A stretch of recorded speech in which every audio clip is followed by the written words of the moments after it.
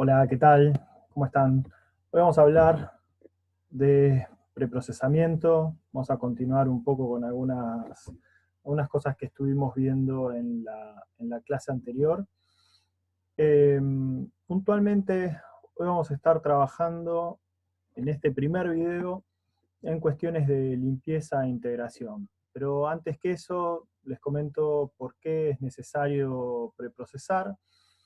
Eh, el objetivo dentro del proceso de descubrimiento de conocimiento, de mejoramiento continuo de los datos, tiene que ver principalmente con que las bases de datos, en la mayoría de los casos, presenta eh, problemas que son típicos de la gestión de datos, como, no sé, en algunas aplicaciones que quedan formularios incompletos y que se dejan registrar igual.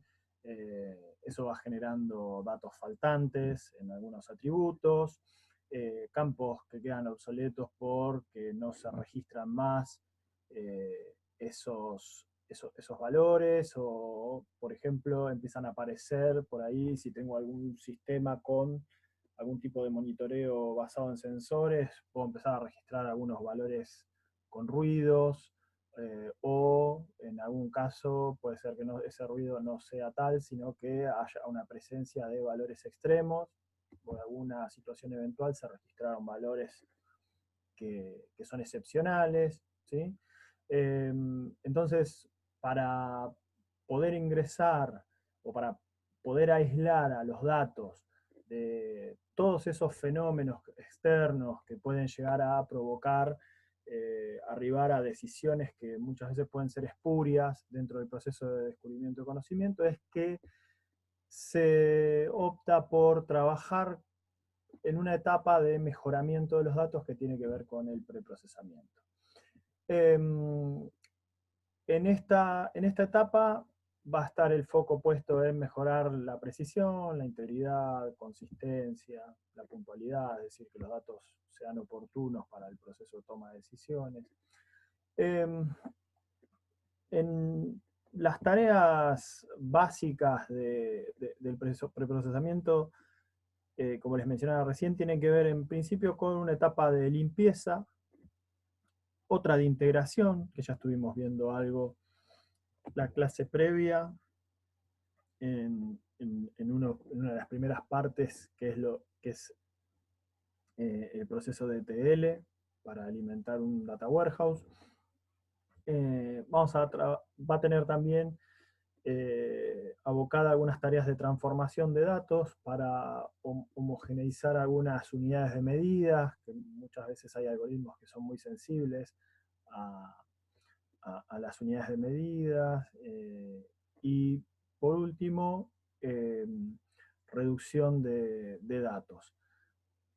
En este primer video vamos a hablar principalmente de algunos tópicos de limpieza y de integración de datos. Con respecto a la limpieza tiene que ver con estas cuestiones que vimos la semana pasada en procesos de ETL con, bueno, tratar de identificar si los datos están incompletos o si están sujetos a alguna cuestión que los hace inoperable por ruidos, por inconsistencias en registros que deberían tener cierta coherencia y no presenta esa coherencia, ¿sí? Puede ser, no sé, una fecha determinada, no sé, una fecha de cumpleaños y la edad registrada de la persona, ¿sí? O también, por ejemplo, eh, algún tipo de codificación propia de una aplicación y de otra, y cuando se unen los datos quedan dominios diferentes, ¿sí? Uno expresa una categorización con números, otro con letras, ¿sí? O algún fenómeno intencional también muchas veces puede darse. Por ejemplo, hay campos de una base de datos que por ahí el operador carga con valores por default en todos los ingresos, y luego ese dato queda un único dato repetido en toda la base, o en la mayoría de los casos que operó ese trabajador quedó un registro mal formado, ¿sí? Em, con respecto a los datos faltantes, tiene que ver con, bueno, hay cuestiones para analizar, que las vamos a ver en otro video, no los voy a poner en este, así no se hace tan largo. Ahora nos vamos a manejar puntualmente en cuestiones ligadas a manejo de ruido y a identificación de outliers, en términos de limpieza de datos o el mejoramiento de los datos. Las cuestiones ligadas a manejo de ruido tienen que ver con, el ruido significa que estoy introduciendo, hay un fenómeno aleatorio que me está modificando la varianza de mis datos o está introduciendo algunas lecturas que no son correctas, ¿sí?, de esos datos. Entonces, esto puede ser atribuido a, no sé, tengo un sensor que mide precipitaciones, por ejemplo, un pluviómetro automático, y en ese pluviómetro, no sé, se para un pajarito y hace un nido y no pasa el agua como tiene que pasar, entonces tengo una merma en el registro, o puede ser que estoy teniendo pérdidas de paquete en alguna red también, y cada tanto tengo no sé, estoy trabajando y estoy teniendo alguna latencia que no me permite registrar correctamente los datos, o por alguna limitación tecnológica también, o no sé, en un momento me quedé sin espacio en disco y empecé a perder datos, ¿sí? Eh, o se grabaron de manera corrupta, ¿sí? El ruido siempre está asociado a fenómenos que son azarosos y que no son parte, esto es súper importante dentro del manejo de ruido y es una de las claves. Eh, el ruido es un valor que no es válido dentro del dominio de la variable que yo estoy midiendo. Entonces, cuando yo identifico ruido, esto sobre todo porque se suele confundir ruido con outliers, ¿sí? Entonces hay que tener cuidado con eso. Un ruido es un comportamiento anómalo y errático de la variable, ¿sí? Quiere decir que registré un valor que esa variable nunca debería haber tenido.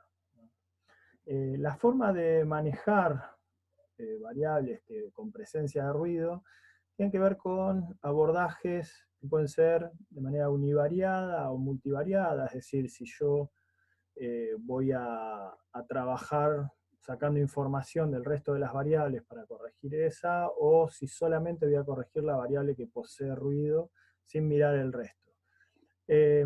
Las opciones para gestión de ruido univariado tienen que ver con utilización de bindings o intervalos de clase, ¿sí? De la misma manera que construimos histogramas, podemos trabajar con definición de algunos bindings que nos van a permitir hacer un suavizado de nuestro conjunto de datos.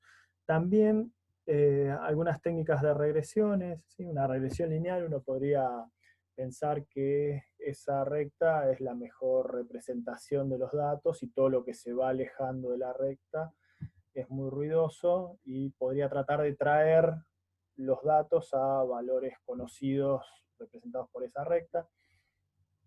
Y también hay algunos métodos de detectar ruido a partir de la utilización de algoritmos de clustering. Este es un tema que vamos a ver más adelante cuando veamos algoritmos de aprendizaje. Y tiene que ver con cómo podemos, es decir, todo lo que está cerca del centro de masa de un grupo, es decir, generalmente de la media, y pensando en algún desvío que me identifique todo lo que pertenece a ese grupo, y valores que quedan aislados o formando clusters por ahí, grupitos de un elemento, dos elementos, empezamos a verlos como si fuesen cosas raras, ¿sí? Muchas veces puede ser que lo usemos para verificar ruido o también para encontrar outliers. En el caso de Binding, quería mostrarle un ejemplo acá. El Binding, imagínense que tenemos esta variable precio, ¿sí? Que está ordenada de menor a mayor.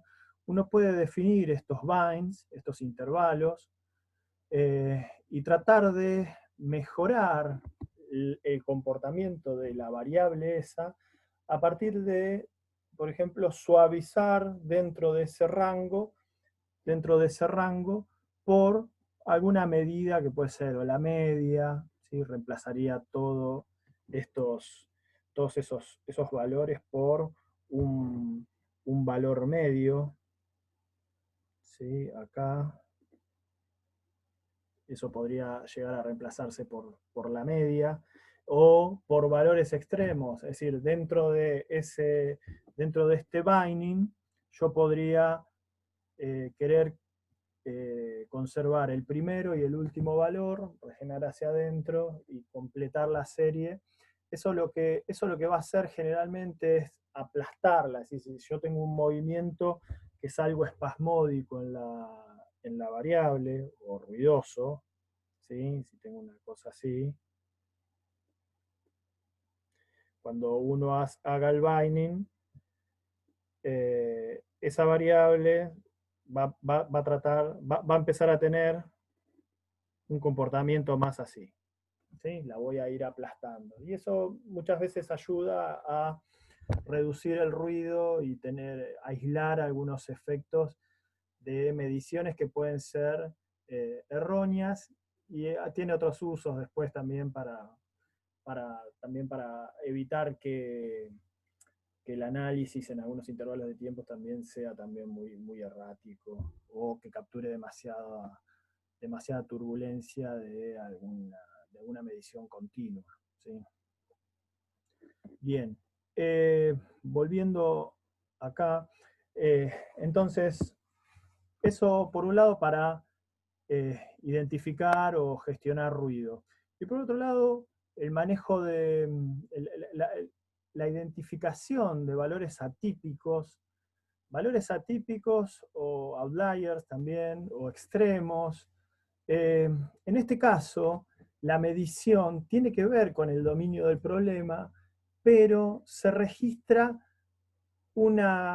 digamos, hay un desvío más grande, hay una medición que escapa a los valores ya conocidos de esa variable, pero no es un ruido, es decir, no es una medición anómala. Por ejemplo, imagínense que están midiendo la altura de alumnos de un aula, y dicen, bueno, mide 1 metro, 1,5 metros, y por ahí aparece un niño de 1,80 m, y es, no sé, un aula de los primeros grados de la primaria. Bueno, existe, no es un ruido, ¿sí? Que tenga un chico, un nene con una altura eh, superdotada para la edad, no significa que la medición sea errada. El nene está en primer grado, lo estoy midiendo, mide 1,80 m. Bueno, eso es un valor atípico, ¿sí? Para la edad, pero es un valor cierto. Tengo que aprender a convivir con esos valores y entender cómo manejarlos, pero no es un ruido, sino que es una medición anómala, un dato atípico, ¿sí? Un valor extremo, y se maneja con algunas herramientas que no necesariamente tiene que ver con el binding, que me modificaría los datos. ¿Sí? Tengo que tomar algunas decisiones ahí en cuanto a cómo considero ese valor con respecto al resto. Bien, otra de otra de las herramientas de preprocesamiento, decíamos que era el proceso de integración de datos. La integración de datos, como ya vimos la semana pasada en una de las primeras etapas de la construcción de un data warehouse, tiene que ver con ETL, es decir, voy a tomar datos de un montón de fuentes heterogéneas generalmente, no necesariamente tienen que ser todas compatibles en todas sus escalas, es decir, en dimensiones tiempo, en dimensiones espacio. Entonces, lo que voy a tener que hacer es tratar de identificar esas problemáticas que tienen que ver principalmente con la coincidencia de esquemas, ¿sí? Cómo voy a hacer que los esquemas de esas bases de datos coincidan e identificar los diferentes en qué punto hablan de lo mismo, es decir, identificar las entidades que representan esas bases de datos, o también, como yo le venía llamando en los videos previos, el objeto de estudio que tengo. Si el objeto de estudio como una tupla de la base, eh, y tratar de no confundir un objeto con un registro, con otro distinto. ¿Sí? Dos cosas que son iguales, debería yo tratar de ubicarlas o identificarlas como similares. Bien, y otra de las tareas acá también que hay dentro de lo que es el proceso de integración tiene que ver con detectar y resolver algunos conflictos propios de, de los valores de cómo fueron almacenados en un lugar y el otro. Pueden ser que haya valores que están escalados de una manera distinta, no sé, recibo datos de mediciones de un satélite que mide, que la representación está en, no sé, valores